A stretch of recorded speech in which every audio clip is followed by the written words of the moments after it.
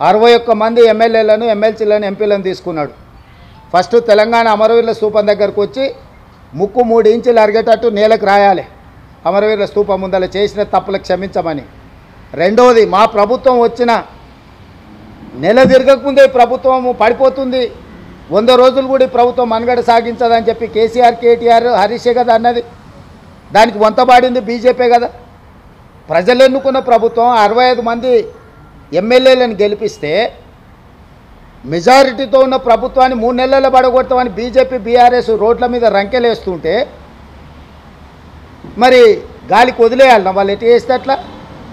ఊర్లో ఎవడో చేతబడి చేసేటోడు ఉంటాడు, చేతబడి చేసి వాడు ఊర్లో ఉన్న జనాలను చంపుతుంటే చూసుకుంటూ ఊరుకుంటామా? వాని చెట్టుకు గట్టేయమా? తాళ్ళతో బంధించమా? ఇప్పుడు ప్రజలు ఎన్నుకున్న ప్రభుత్వాన్ని పడగొట్టాలన్న భావదారిద్ర్యం కేసీఆర్కు రావడమే కేసీఆర్ యొక్క భావదారిద్ర్యము. 17 సీట్లు ఓడిపోయి 8 సీట్లలో డిపాజిట్లు పోయి 14 సీట్లలో 3rd ప్లేస్ వచ్చినాక కూడా కేసీఆర్కు కనివిప్పు కలగలేదు. ప్రజల తప్పు అన్నట్టుగా మాట్లాడుతున్న వాళ్ళకు ఓట్లు లేకపోవడం.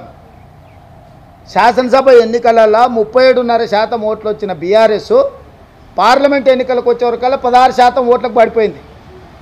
కేవలం కాంగ్రెస్ను ఓడించడం కోసం మొత్తం గంపగుత్తగా తీసుకుపోయి బీజేపీకి ఓట్లు వేసారు.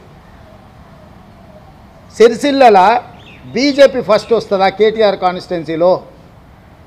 సిద్దిపేటలో బీజేపీ, బీఆర్ఎస్కు సమానంగా ఓట్లు వస్తాయా కాంగ్రెస్ను దెబ్బతీయడానికి? వాళ్ళ మెదకు, వాళ్ళ కంచుకోట అన్నారు కదా, ఆడ కూడా 3rd ప్లేస్ వచ్చిందంటే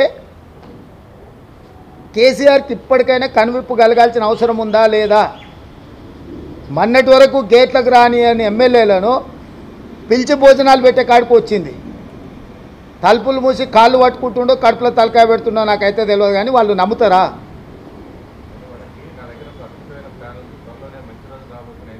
గదే గిది పోయి మోడీ కాళ్ళు పట్టుకుంటాం, కడుపులో జోరుతాం, కాళ్ళ సందులో దూరుతాం, ఈ ప్రభుత్వాన్ని పడగొడతాం. ఇదే కదా, ఈ పనికిమాలిన ఆలోచనలే కదా.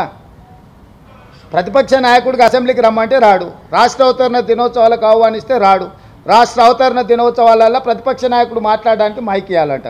సిగ్గునాదా? ఎక్కడన్నా భారతదేశంలో ఎక్కడైనా ఈ సాంప్రదాయం ఉందా?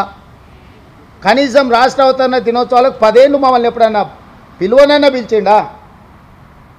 మేము ప్రత్యేకంగా ప్రభుత్వం తరఫున 10 ఏళ్ళు ముఖ్యమంత్రిగా పనిచేసిండు, ఈరోజు ప్రధాన ప్రతిపక్ష నాయకుడు సముచితమైన గౌరవం ఇద్దామని చెప్పి ప్రభుత్వం నుంచి అధికారికంగా మేము ఆహ్వాన పత్రిక పంపించినాం. ఏ మాత్రం తెలంగాణ ఉద్యమ సోయి కేసీఆర్ గారికి ఉండి ఉంటే వారు అక్కడికి వచ్చి హుందాగా కూర్చొని